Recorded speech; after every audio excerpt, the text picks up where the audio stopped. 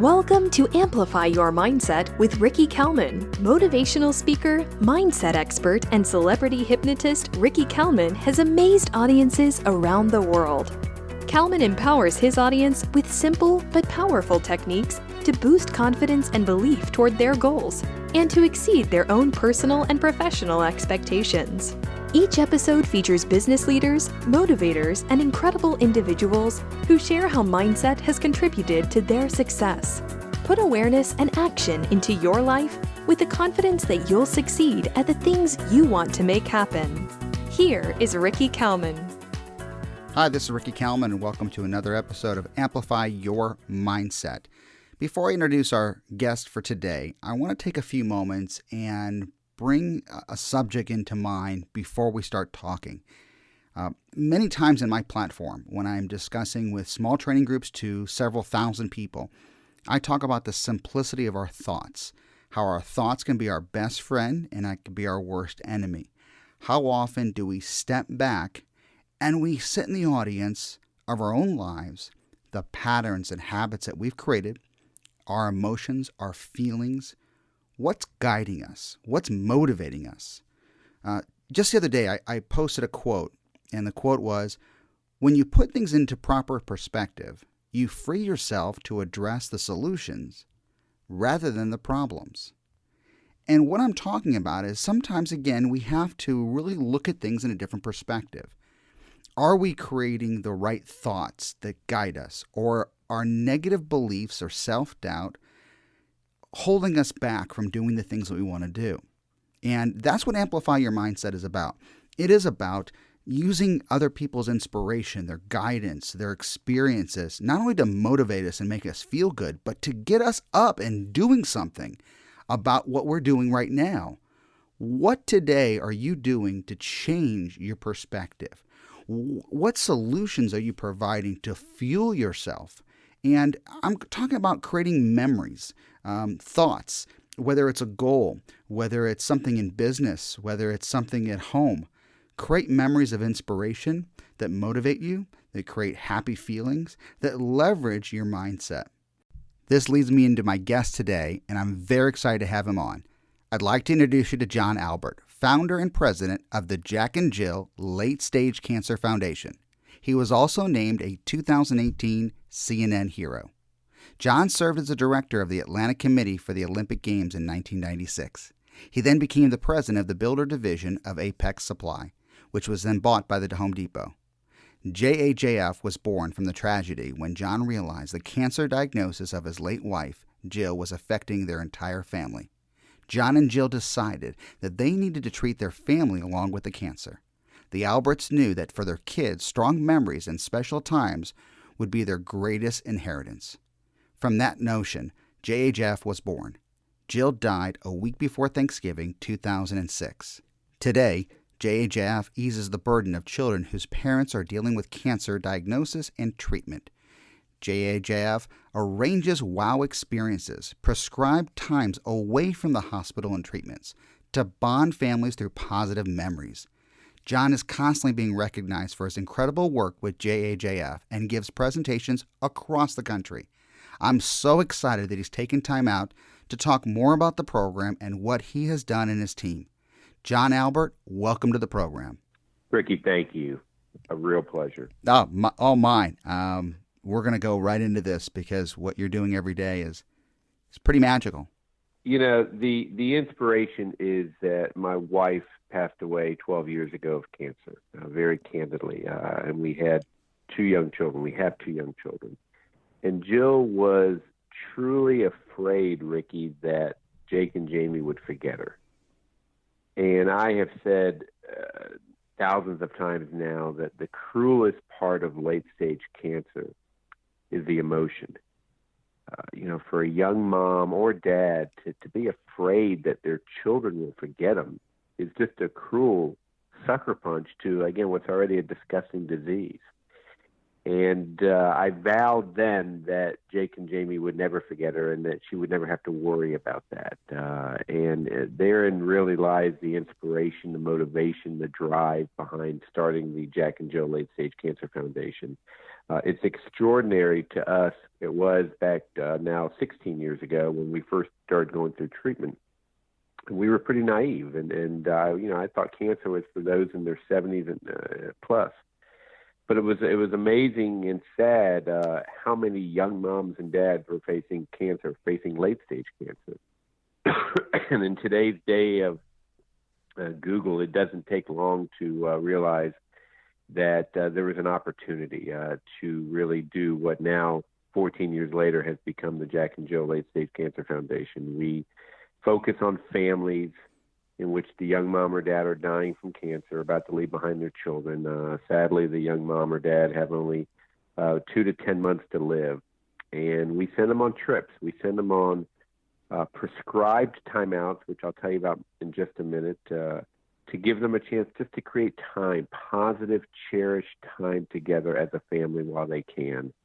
We send families to Nashville, New York, Hawaii, San Francisco, Florida, Tucson, Scottsdale, Colorado. It doesn't really matter where they go. It matters that they go, that they have this time to be a family again, to really relish this time again as a sense of normalcy, if you will. And I can't be more proud. I really can't be more humbled by it.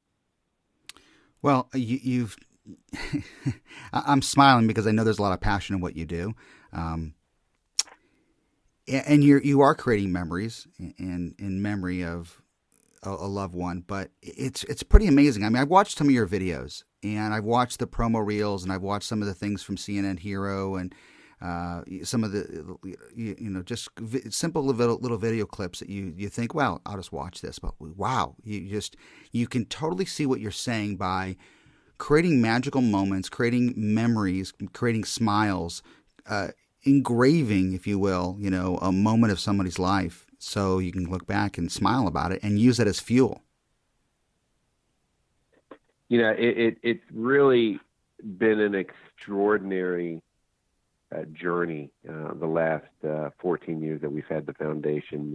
The sheer joy, the gratitude, the relief, family after family after sweet young family is a blessing. It's not a word I use that often, but the reward for me, I hate why I started the foundation. Jill died 12 years ago in November, and our kids were young. Mm-hmm. And I'd much rather, there's many other things I could be doing 60, 70 hours a week, but without being trite, Ricky, this is it's a passion. It's a labor of love. We are clearly having a measurable difference on a wide range of right. families all across the United States. I love when people praise us by saying there's no black hole. It's very tangible, and we chronicle every single family that we've treated, that we've impacted on our website. We call it our Family Photo Gallery and Appreciation Archives. And it's letter after letter, note after note, voice message after voice. It takes you 4 hours to go through it now, but it's just, again, a very meaningful way to chronicle the impact and the results, if you will, of smiling and laughing and spending positive time together as a family while they can. And you said 14 years ago, and you're still strong. 60, 70 hours a week. This is full time. This is beyond full time for you. This is a passion. I even saw, some of the articles that are. I'm not going to even do it justice. I'm going to say it right now. Even if you have to stop this podcast and go do something, write down this very important website, JAJF.org, JackandJillFoundation.org. First letters of that, JAJF.org. Like Jon just said, you got to go through this. Look at these testimonies. Look at these memories, and not only will make you smile. I mean, this should be motivating. I mean, I know that this is you can look at this and go, well, this is kind of sad. No, you're turning this around. You're creating a memory, but this is very inspirational. I told you off air after even reviewing even more of the website. We've known each other a couple of years now, but I want to figure out how to do more. I mean, looking at what you're doing, I'm like, how can I get involved? And I hope that this inspires somebody to listen to this and even go to the website too. But I want to slow down a little bit. Usually I do these plugs at the end, go to the website. I want people to really understand how powerful of a program that you've put together. Well, I love your enthusiasm, certainly your compassion, Ricky. I appreciate it and admire it. So two things come to mind when you just said. When CBS Sunday Morning came to me, and we ended up being their cover story, it actually aired 2 days before Christmas several years ago. And as Seth Doan, the reporter, and I were walking the streets of Atlanta talking and looking back on our first, decade plus, he said, "How is this not the saddest thing in the world, the saddest job, the saddest opportunity in the world for you?" And I looked at him squarely and quickly said, "It's the exact opposite. If I tried to save lives, I'd be a basket case. That's not my strength. That's not what I do. It's not what I know. But we truly are providing a lifetime of memories for these children. We truly are providing a prescription." And I want to talk about that word for a minute because I've got a lot of drive, a lot of compassion, a lot of energy, a lot of chutzpah. But I never would have used the word prescription to describe the referral process. I believed it. I believed in the importance of what we were doing. But for oncologists, and think about this, Ricky, for oncologists across the country, and we gain our families only from prescription from oncologists, from Sloan Kettering, from MD Anderson, from Vanderbilt, from Winship, from City of Hope. That's the easy part, sadly. But for oncologists to validate the importance of laughter, the power of wow, the power of smiling is really extraordinary. And it really brings about the much broader message. And if nothing else in this podcast this morning, that I'd like to get across to your listeners is the broader message, and that is it shouldn't take a terminal diagnosis for us all to slow down and hurry up and live, for us all to celebrate family, for us all to create this precious time together. The message is not the sky's falling and we should be worried, but we all know the inevitability of dying. Now, hopefully we're all going to be having our 75th and 85th birthdays, but some of us won't. And so the message really is take the time to create your own precious memories, your own positive, fun, cherished time with your family. Slow down long enough to have that opportunity with your family. And if we can do that to more and more people and share that message to a broader audience, I'm going to feel pretty good about myself. No, it's very well said. And I'm sure that even your staff, people that are involved with this, are living that message. Because when you start to step back and sit in the audience and realize what's around you, I hope it does, meaning you slow down and you start to realize that maybe this isn't such a big problem after all. When we get so frustrated about the traffic, the work, the numbers, the deadlines, whatever it may be. Yes, they're all important. Don't get me wrong, but sometimes we need to slow down. And that's my message on stage, is creating a better mindset. I hope this story, this foundation, again, as we talk about this, not only inspires other people to get involved, but it's a great, valid, point. And I got to be honest with you, I didn't think about that when we first started talking. But, again, that's my message on stage. So thank you for making me more aware of that, too. Well, you're very welcome. The power of wow. Yeah. I've been fortunate to give talks across the country at cancer symposiums, at the Governor's Conference on Tourism, on various aspects, and I simply call it the power of wow. And if you think about the power of wow, it can obviously have a pretty important impact on families. So can I go back a little bit? Because if you're a business leader, you're a salesperson, and you're starting out in a business, you start out ground level sometimes, and you have an idea, a concept, and you really, you hope you're successful one time, and then you keep going and build on that relationship.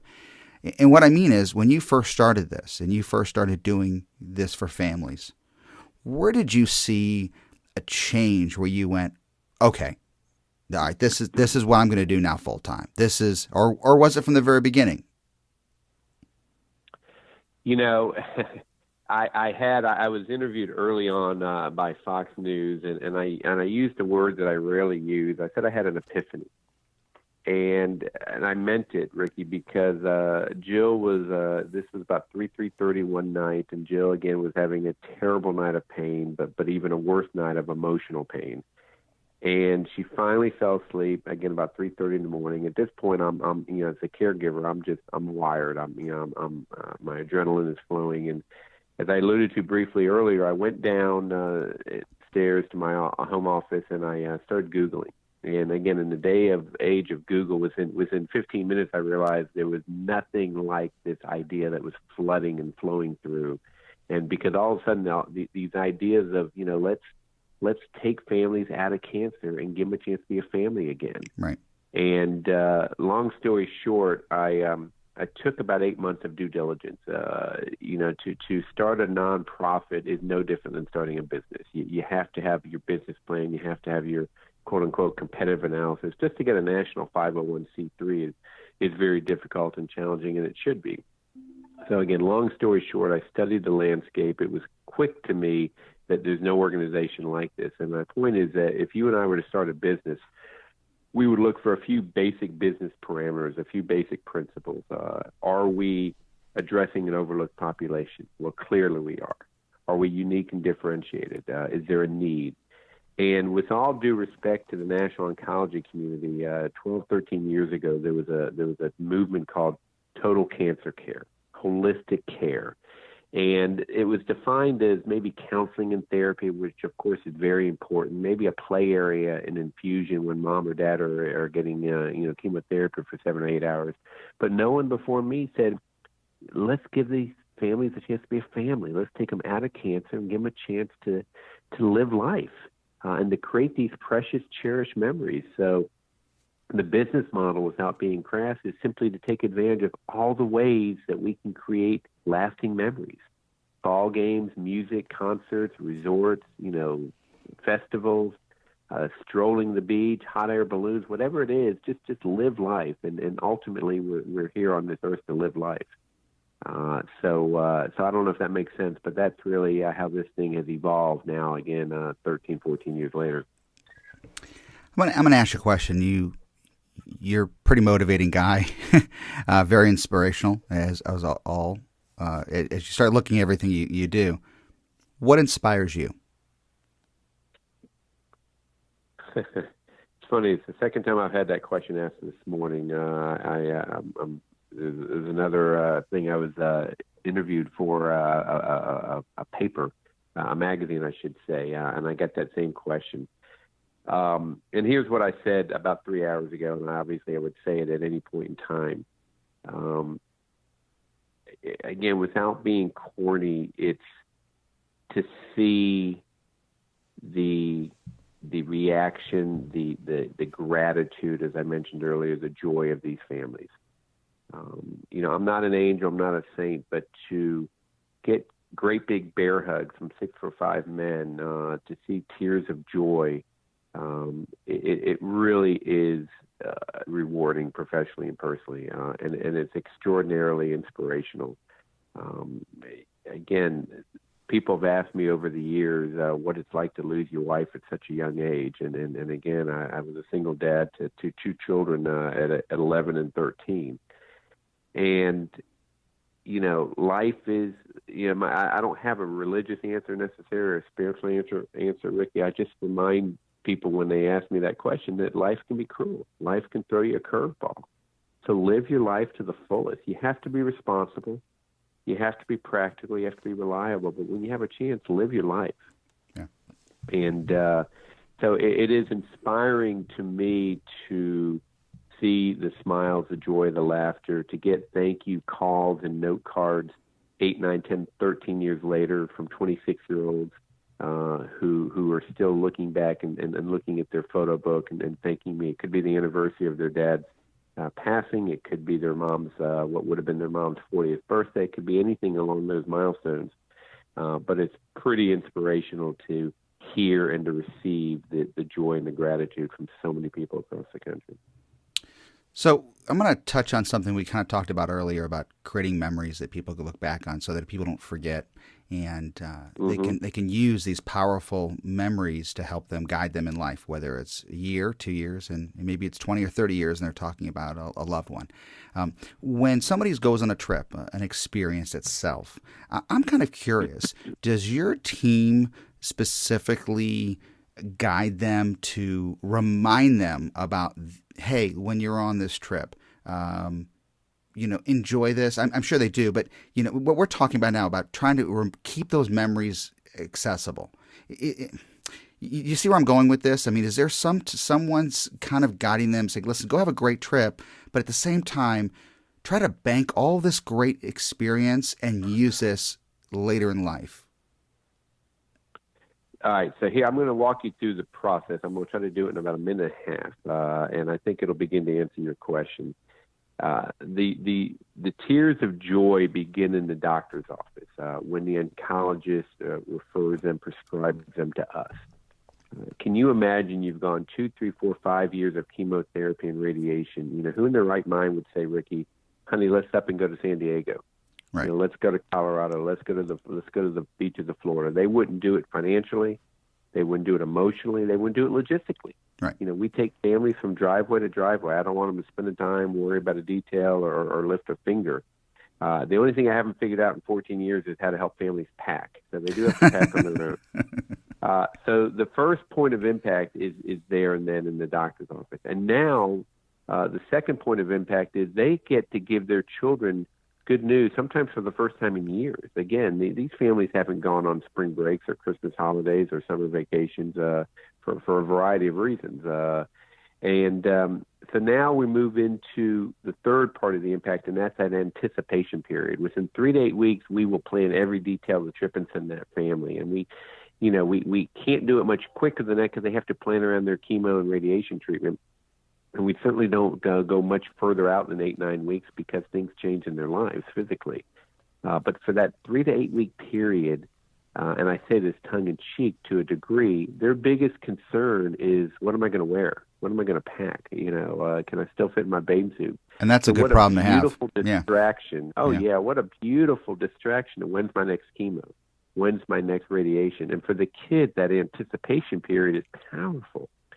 So now they go. And again, as I said earlier, we're not a wish or dream foundation. If you go to a young mom, 36 years old, late stage breast cancer, 2 children, husband, they live in Buffalo, and, you say, where's your dream trip? Well, they're going to say they want to go to Disney World, they want to go to Hawaii, they want to meet Carrie Underwood or Derek Jeter or go to the Grammys or whatever. And you know what? We've done all that with family. But their real dream, their real wish is time, positive time together as a family. And you can do that in Seattle or San Antonio or Sarasota, Florida or Savannah. So again, it doesn't matter where they go, it matters that they go. But to answer your question specifically, they don't need any guidance or coaching on how to have a good time because their zest to live life, their strong desire to give something back to their children, they're desperate to give the gift of memories and gift of laughter because, again, these families have gone through hell for 3, 4, 5 years. Right. Now, what I do say to most families, I say right before they leave, I say, I want you to laugh and smile until it hurts and just take a ton of pictures. Now, we arrange professional photography for all families, but, they also take their own pictures. So that's the only brief guidance. And I can tell you, to answer your question or to confirm this answer more specifically, do you remember the movie Groundhog Day with Bill Murray? Absolutely. So I get to be in my small staff, and by the way, I have 2.5 employees, and we've treated families all over the country, and I've got a very lean staff. We get to be Bill Murray in the movie Groundhog Day because our day repeats itself. We literally hear, Ricky, and if you go up in our appreciation archives on our website, you'll hear the same thing. You'll hear verbatim phrases. This was a trip of a lifetime. To see my kids laugh and smile for the first time in years. This was such a bonding opportunity. We never could have afforded to do this without the foundation. We were treated like royalty. And one, frankly, again, that we hear over and over again, I can die in peace knowing that my children have this. So you asked me earlier what inspires me. What inspires me are those types of reactions. And we talked earlier about how tangible, how measurable the impact is. When families repeatedly share that type of relief and that type of gratitude, it's pretty measurable. It's pretty obvious that we're doing the right thing and that they certainly are benefiting from it. Well, as you know, the title of my show is Amplify Your Mindset. You have gone above and beyond. Yes. And this is what you do every single day. And I'm not trying to be tongue-in-cheek here, too, or coy. I mean this, you got me a little tongue-tied, seriously. As I'm hearing this and I can visualize all these incredible things that you're doing, what a great way to amplify somebody's mindset and help them change the way they think about things. And you're doing that every single day, and you haven't stopped your momentum. The roller coaster ride is not going to stop. It's got full force ahead. And thank you. Thank you for your time. Thanks for what you're doing. I'm sure you hear a lot of those thank yous, and you don't take them for granted. I was going to mention two other quick things, if I can, Ricky. Please. Because you talked about that this isn't going to end anytime soon. So I've got a national board made up of people on our board.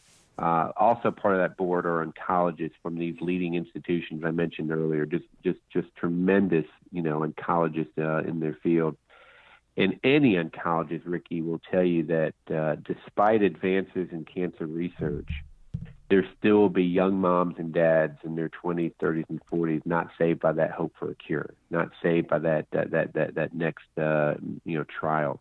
So there's a need to keep fighting the fight, but there's clearly a need to keep fighting for family time and for life. And so our big buzzword as an organization is sustainability. We're not trying to be like Make-A-Wish or Komen. We're not trying. This isn't about quantity or churn. It's about one family at a time. But one family at a time, here we are in year 14. But we need to be here in 15 more years from now and 20 more years from now because, again, there still will be moms and dads dying from cancer, leaving behind their children. And that's just a fact. And we're the only organization in the country that does what we do. So, I'm proud of what we do. I'm humbled.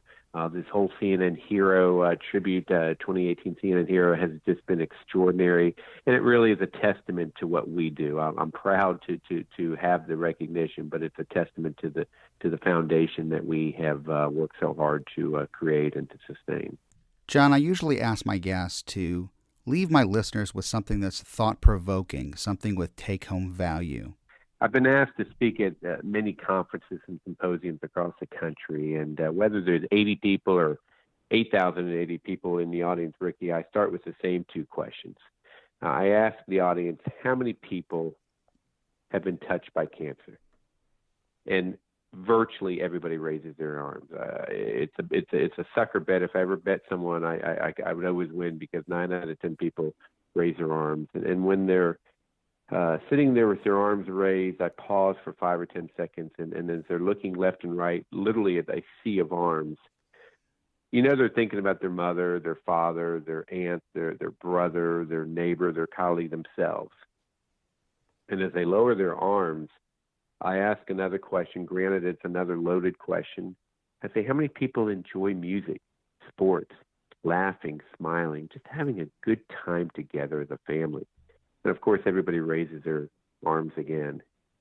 And I say that the foundation, the Jack and Jill Late Stage Cancer Foundation, is at the intersection between the reality and the prevalence of cancer and the importance and the prevalence of family. We're not about chemotherapy and radiation. We are about laughing and smiling, beaches, music, sports. We're about having fun together and creating cherished memories. We're about the power of wow.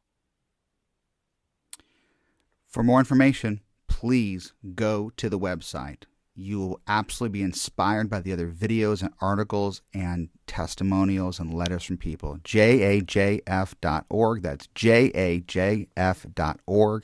Jon Albert, thank you so much for being on the program today. Thanks for your time. Thank you for what you're doing. I'm grateful, Ricky. Thank you. You have been listening to Amplify Your Mindset with Ricky Kalman. For more information on Ricky Kalman's corporate and personal development programs, visit rickykalman.com.